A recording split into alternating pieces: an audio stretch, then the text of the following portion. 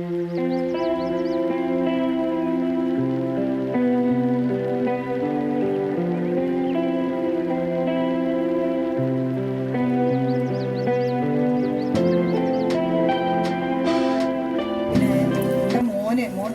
കഴിഞ്ഞ് സ്റ്റാഫ് സെലക്ഷന്റെ കോച്ചിങ്ങിന് പോവുകയാണ്. അപ്പൊ അവന് ചെറുതില് ഇവളേക്കാൾ ചെറിയ പ്രായത്തില് 2ല് ഒക്കെ പഠിക്കുമ്പോൾ തന്നെ, ഇവളെ 7ല് പഠിക്കുമ്പോഴാണ് ഇവള് വരുന്നത്. 2ല് പഠിക്കുമ്പോൾ തന്നെ ഞങ്ങളന്ന് പാണ്ടിക്കാട് ചേർത്തിരുന്നു. ഇത് ഭയങ്കര മടിയായിരുന്നു ചെയ്യാനൊക്കെ, ഞങ്ങൾ ഒപ്പം നിന്ന് ചെയ്യിക്കായിരുന്നു. അപ്പൊ ആ ഒരു മടി കാരണം പിന്നെ എൻ്റെ വർക്കിൻ്റെ സ്ട്രെയിനും കാരണം ഞാൻ പതുക്കെ ഇവളങ്ങനെ വിടാതെ നിന്നത് എന്നോട് പറയട്ടെ എന്നില്ല.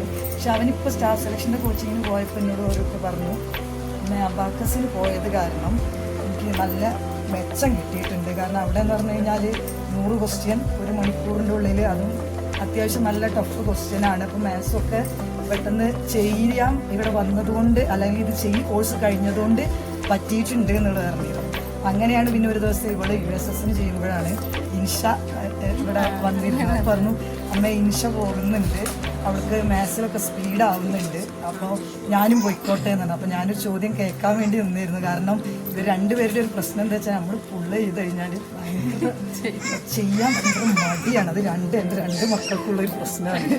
അപ്പോൾ ഇവരൊന്നും ചോദിച്ചു കഴിഞ്ഞാൽ ഓക്കെ വിടാന്നുള്ളത്. അപ്പോൾ ചോദിച്ചപ്പോൾ പിന്നെ എന്താണെന്ന് വെച്ച് കഴിഞ്ഞാൽ, ചോദിച്ചു കഴിഞ്ഞ് വിടുമ്പോൾ പിന്നെ എന്തൊരു മെച്ചം എന്ന് വെച്ച് കഴിഞ്ഞാൽ, പിന്നെ ചെയ്യാതിരിക്കുമ്പോൾ എനിക്ക് അങ്ങോട്ട് ചോദിക്കാമല്ലോ, പറഞ്ഞിട്ടല്ലേ വിട്ടത് എന്നുള്ള. അപ്പം പക്ഷെ വന്നതിന് ശേഷം അവൾ വളരെ ഉഷാറായിട്ട് ചെയ്തു.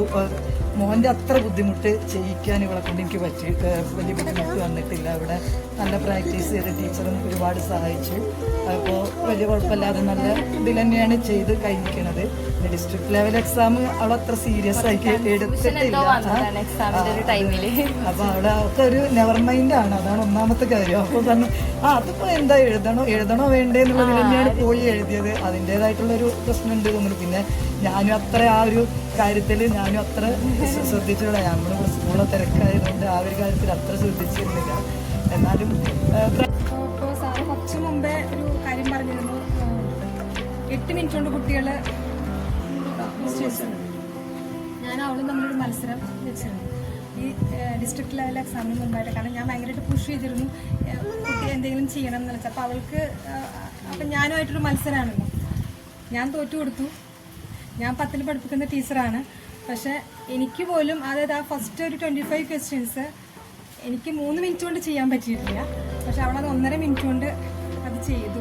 അവൾ ക്ലാസ് തുടങ്ങിയിട്ട് അതിൻ്റെ ക്ലാസ് അധികം ആയിട്ടില്ല. മുമ്പ് വേറെ ക്ലാസ് പോയിട്ട് ബ്രേക്കപ്പ് ചെയ്തിട്ട് പിന്നെ ഒരു 3-4 മാസത്തിന് ശേഷമാണ് മിസ്സിൻ്റെ അടുത്തേക്ക് വന്നത്. അപ്പോൾ ഇത് മിസ്സിൻ്റെ ട്രെയിനിങ് കൊണ്ടും അതിലേക്ക് മോള് വന്നതാണ്. അപ്പോൾ അതാണ് എനിക്ക് മെയിനായിട്ട് പറയാനുള്ളത്. അപ്പോൾ നമ്മൾ ഇത് മാത്സ് മാത്രം കണക്കാക്കിയിട്ടുള്ള ഒരു ടൂളല്ല ഇത്.